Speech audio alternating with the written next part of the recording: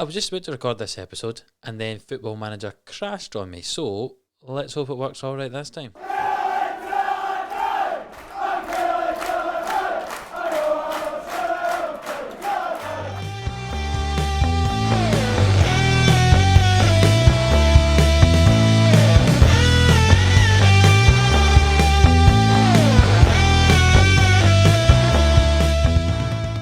Hello, yes, welcome back into 11am Sports YouTube channel. You join us just one game after the last episode where we beat Celtic 3-1. I hope you enjoyed that. Since then, we have played against St Mirren and we won 3-1 again. So that's 3 games in a row where we've won 3-1. And now, as you can see, just if I move myself out of the way, you can see that we play Rangers in the league today, and then we play Dundee United in the Scottish Cup 4th round.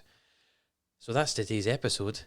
I'll just give you a wee update on how we're doing in the Premiership. So you can see in the Scottish Premiership here that we are in 4th position. We're just 6 points off of Motherwell, who are in 3rd. And the way that this works, I just realised that this is now implementing the new Euro League 2, which is going to Europa League, whatever they want to call it, Europa League 2 from next season. So 3rd place in the SPFL Premiership here, the Scottish Premiership, gets into the proper Europa League, and then 4th and 5th get into the Euro League 2, or the second Europa League.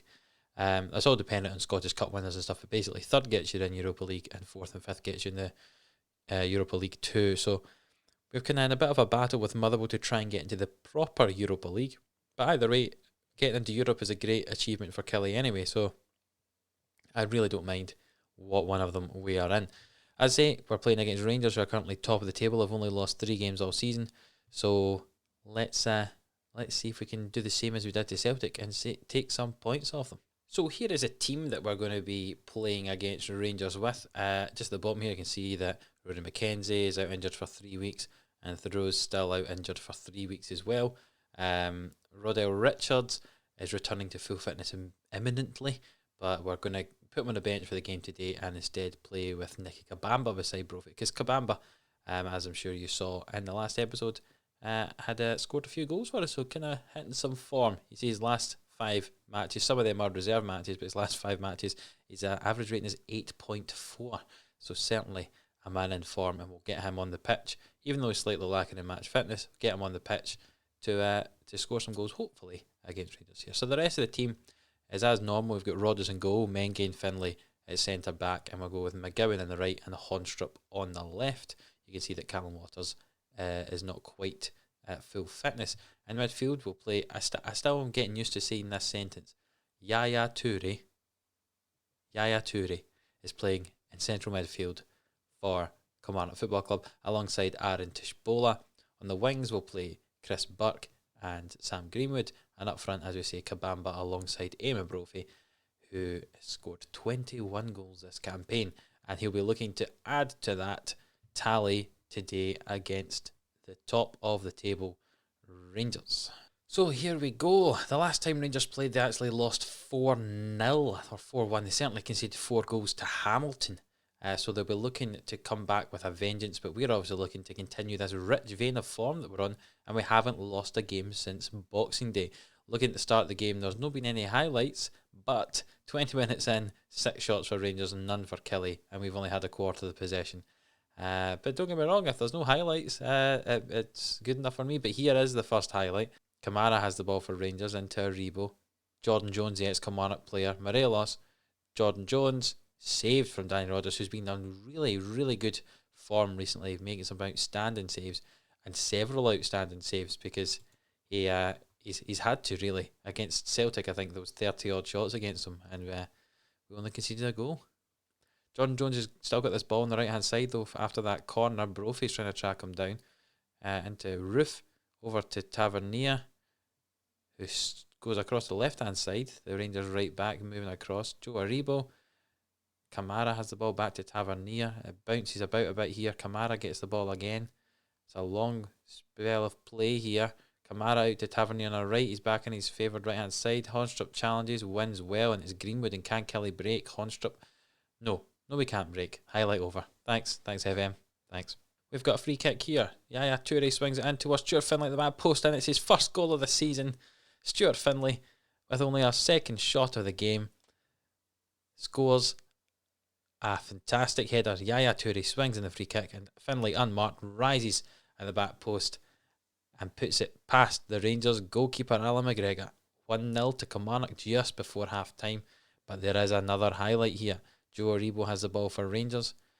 It goes back to Tavernier and down the line to Roof, who swings the ball in. Morelos and puts it wide. You just thought he should be finishing that, but he doesn't. And we've just snuck into half time with the lead there. Some people might say, looking at the statistics, that Rangers maybe deserve to be winning with 11 shots to 2 and 76% of the possession. But what can you do? We are, well, I was going to say we're playing counter-attacking football. We're really not. We're playing positive. We're not playing cautiously. That's not an excuse for us. Just Rangers are a better team, but we have got the more important statistic, which is 1-0.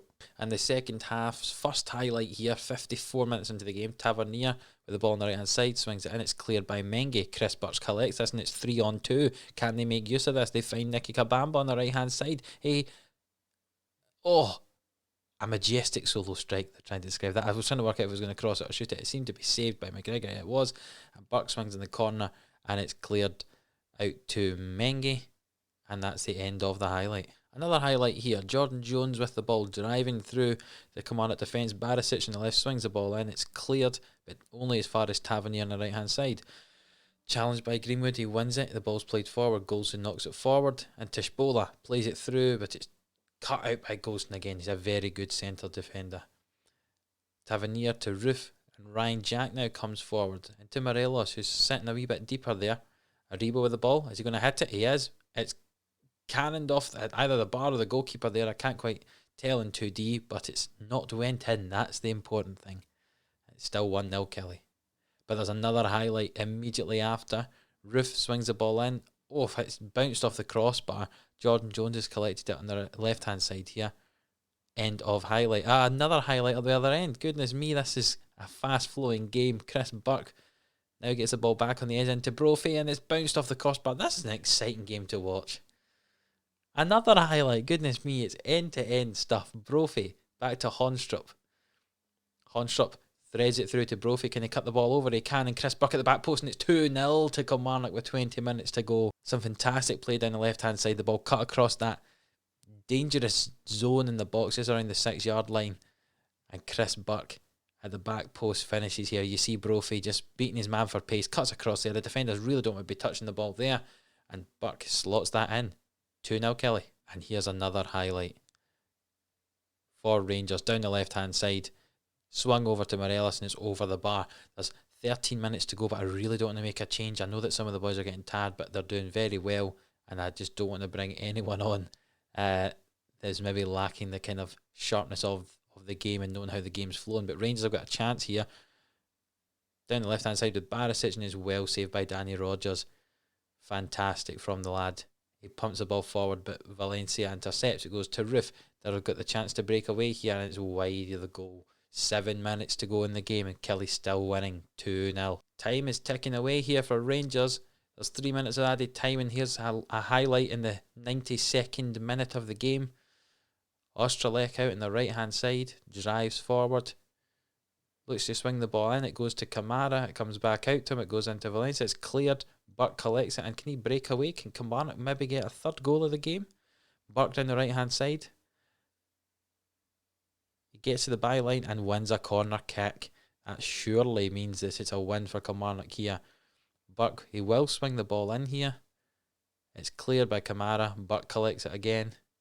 Crosses it in. Out to Yaya Toure. Aaron Tishbola. Someone blow the final whistle, ref, and he has. And Kilmarnock have won the game 2-0. Was it a fluke that we beat Celtic 3-1? It would appear not. We've now beaten Rangers, who are top of the league, 2-0.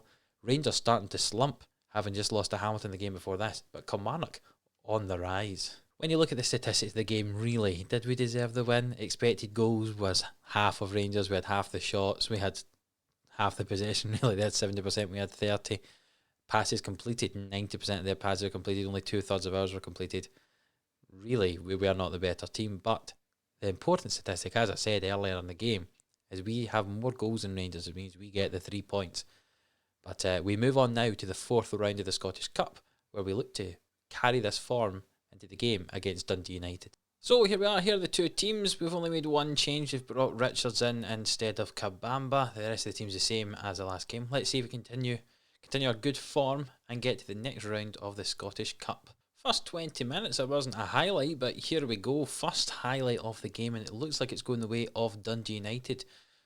The ball comes in to Fuchs, over to Butcher, Shanklin, Bolton, and it's intercepted, challenged by Honstrup. Brophy runs onto it. Can he finish? He can. Here we go. I was about to say, I did say Dundee United's highlight, but it was not. Ended up being Kilmarnock's quick breakaway, counter-attacking football that we're looking to play. Here we go. Like you see Bolton, and just Honstrup just kicks out from under his feet. Brophy wins this, wins the challenge there with the centre-back, and it's a poor attempt at a save from Siegrist, but we'll take it. 1-0 Killie. Another highlight here, just a couple of minutes later in the game. Dundee United do have the ball. Sporrell into Fotheringham. Sporrell, Shanklin, and that's a finish. We were warned before the game. Had a little thing come through saying keep an eye out for Shanklin, and there we go. That has proven to be correct as he gets the ball on the edge of the box. And first time hit. Thunderous strike. And 1-1. It's been a game of few highlights so far. Here's just the third one. Both of them have resulted in goals actually so far, but McGowan loses the ball on the right hand side. Dundee United pass the ball about at the back. They'll launch it upfield. Can we win it on the knockdown? No, Shanklin wins it for Dundee United, and Butcher now to Nielsen and Fuchs. Driving through the middle of the pitch. Can Despola hold him up? He can. Greenwood out here marking Smith. We're matching up fairly well at the moment. Oh, but it's threaded through. Bolton just has to cut over, and that's a penalty kick given away by Stuart Finlay, and Shanklin comes to take it. The Scotland striker for Dundee United. Oh, Rodgers gets the right way, but just doesn't save it. A good looking penalty from Shanklin. That's 2-1 to Dundee United. See the replay there. The keeper guesses the right way, just doesn't get down in time. We've reached half time and it's 2-1. Some performances maybe not as great as we'd hoped from the team so far, but we'll give them 10 minutes in this second half just to see what they're doing. And if they don't do anything, then they're coming off. But here we go, edge of the box. It's Sam Greenwood. Can he score this free kick? Oh, just misses by the left side of the goal. And a highlight possibly for Dundee United here. Fotheringham challenged. Greenwood wins it. Butcher collects it again. Shanklin Fuchs, and it's over the bar. I think what we'll do is we'll make some changes. Yaya Toure not having the greatest of games, so he can come off, and we'll bring on Yusuf. No, we won't bring on Yusuf Millen. We'll bring on Craig Sibbald in that deep line playmaker role. Another player who's struggling is Chris Burke, so we'll move Sam Greenwood over to the right hand side, and we can bring on Caelan Hines on the left hand side for him there. Highlight just after I made the changes, so Hines is on the field there. The ball's played forward now to Brophy. Brophy drives up the left hand side, cuts back into Hines. Hines across. It's intercepted. It was nearly a chance for Greenwood there. The ball played forward. Richard tries to win it, but instead it's Dundee United to come away with the ball. For some reason Stuart Finlay's going out there, but he wins it, so I can't complain. Plays the ball forward. Richards collects it, plays it to Brophy. On to Hines. They've got men outside and inside. It's Richards. He plays it out to Honstrup. Honstrup needs to swing it, and he does. Greenwood at the back post. Oh, and what a goal. Fantastic. Sam Greenwood's fourth of the season. Playing on the right-hand side now after that tactical change. I mean, tactical math. Am I a tactical genius? It would appear I am, moving Greenwood to that right-hand side, and he scores that goal. But Richards plays it out to Honstrup. Honstrup there swings the ball into the back post, and Greenwood rises above his man into the far corner with a header. That's 2-2. That's an hour on the clock. 72 minutes on the clock. Is a corner for Dundee United. It's cleared. It goes out to McNulty, Nielsen, and that's his first goal of the season. I'm interested to see the replay here because it looks like it just went right through the goalkeeper. McNulty out to Nielsen here, who hits it. I mean, the goalkeeper is there, and it has gone through, and we couldn't quite see because his name popping up at the bottom, but yeah, that's not great. They went to a more defensive system now, so I think we're going to bring on some more fresh legs. We've only got one more change because the Scottish Cup still only lets you play with 3 substitutes to be made. Tishbola is not playing great, so we'll bring on Yusuf Malumbu, and that's our last sub. A highlight for us, McGowan on the right-hand side throws it into Richards. Richards passes across to Brophy. Hornstrop, Hines, it's a goal. It's been disallowed for offside. It's been disallowed. Oh, that's heartbreaking. Let's see from this really stupid angle if it actually was offside. It was offside. In fact, I think every one of our players in the box were offside at that point, so can't complain, but we made the chance.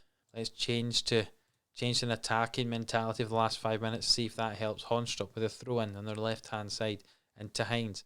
Hines crosses it into Richards, and it's over the bar. That could have been the chance. Oh, we've got another one here. It's a free kick. Craig Sybil takes the free kick this time. He swings it. Oh! That was nearly going in. And what a save from Siegrist, the goalkeeper. Sybil now goes across to take the corner. He swings the ball in. Richards at the back post doesn't win it.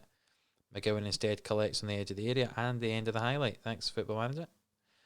Time's ticking away, but we've got a chance maybe here. Ball swung in.